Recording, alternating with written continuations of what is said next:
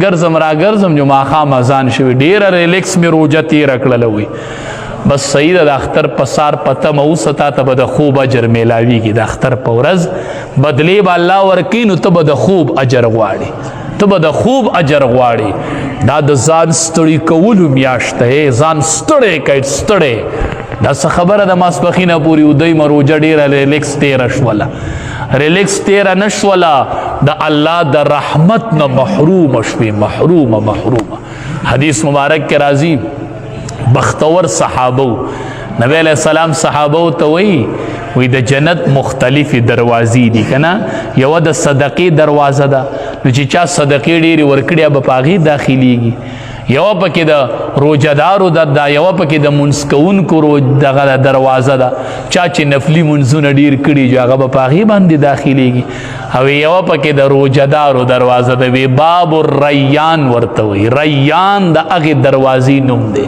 وی په دې به صرف روجهدار داخلیږي صرف روجهدار به ننوځي چې اومې د رمضان روجې نیولي اومې ورسره نور نفلي روجې نیولي اگر روجهدار به په هغې داخلیږي نو ابوبکر صدیق رضی الله تعالی عنه ورته فرمایي د الله حبیبه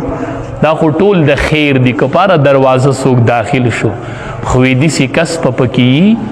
چې هغه ته به دا ټولې دروازې دعوت ورکوي لکه صدقې والا ته به د صدقې دروازه اواز کوي مانځه والا ته به د مونځ کوي وی د الله حبیبه داسې به پکې وي چې هره دروازه به ورته اواز کوي دسی کس په پکې چې اره دروازه به یې رابلي نبی علیہ السلام ورته وایي وارجو ان تکون منهم زما امید دی چې هغه به تی زما امید دی چې هغه تی صرف ابوبکر صدیق رضی الله تعالی عنه وارجو ان تکون منهم زه امید ساتمه چې هغه ته یو واحد یو سړی چې تا ته به هره دروازه وایي چې مرحبا تا ته به هره دروازه اعلان کوي تا ته به هره دروازه آواز کوي ډېره مبارکه میاشت را باندې راغله حدیث مبارک کې راځي اذا جاء رمضان چې کله رمضان راشي لکه اوس راغی نو فتحت ابواب الجنه د جنت دروازې الله کوله وکړلې راځئ وی د جنت دروازې کولاو دي راځئ ځوانانو اے ګناهګارانو ټول راځئ ټول فتحت ابواب الجنه د جنت دروازې کولاو دي راځئ مافیانې غواړئ راځئ منځونه کوئ وغلقت ابواب النار او د جهنم دروازې بندې دي بس هغه بندې شولې څومره د رحمت میاشت راغله څومره د روغې او د صلح میاشت راغله ای ځوانانو دا د جوړې میاشت راغله دا د صلح میاشت راغله دا د الله سره د روغې میاشت راغله الله روغه کوي د روژه ماتي په ټیم یم کوي او د ماسپښین یم کوي چې روژهدار یې نو الله روغه کوي دا د الله سره د روغې میاشت راغله روغي وکو روغه په دې میاشت کې ډېر په اسانه کېږي ځکه د جهنم دروازې بندې دي او د جنت دروازې کولاو دي نه دا روغه نه ده دا روغه کوي روغه او نبی کریم صلی الله علیه وسلم فرمایي په ټوله دنیا کې الله ته څه شی خوښ دی ما من شیء احب الی الله من شاب التائب نبی علیہ السلام فرمائی وی رب العالمین وائی چې په ټول مخلوق کې او په هر څه کې ما ته خوښه دا ده چې ځوان سړی ما ته ووایي چې الله زما توبه ده ځوان سړی وایي یا الله میری توبه د الله رحمت په انتظار دی چې دا ځوانان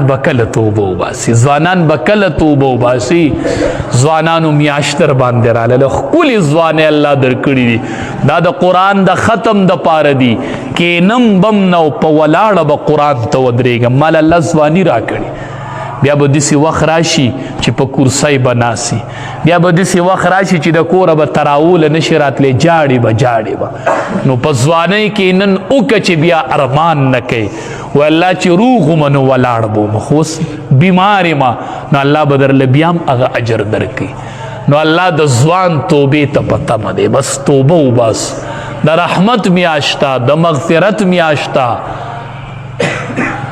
او اول 10 شروع دا د رحمت میاشت دا رحمتونه راوریږي رب اغفر وارحم وانت خیر الراحمین دعاګانې غواړي درود شریف زیات وای اول 10 کې چې یو پیرا څوک درود شریف وای نو صلی الله علیه 10 الله تبارک وتعالی په لس رحمتونه راولېږي د یو درود په بدله کې لس رحمتونه الله را لېږي نو چې ته زر پیرې درود شریف وای نو سو رحمتونه رااله لزر رحمتونه در باندې د الله په یو ورځ کې راوړېدل او لړ درود وصلی الله علی النبی الامی دا څومره لړ درود دی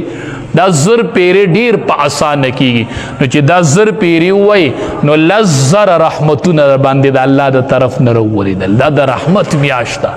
رحمتونه راوړيږي د جهنم دروازې بندې دی او د جنت دروازې کولو دي ډیره د برکت میاشت رااله ډیره د رحمت میاشت رااله چې ظاهرانه نشي عبادت پکې وکړو چې ظاهرانه نشي بل کوشش کوئ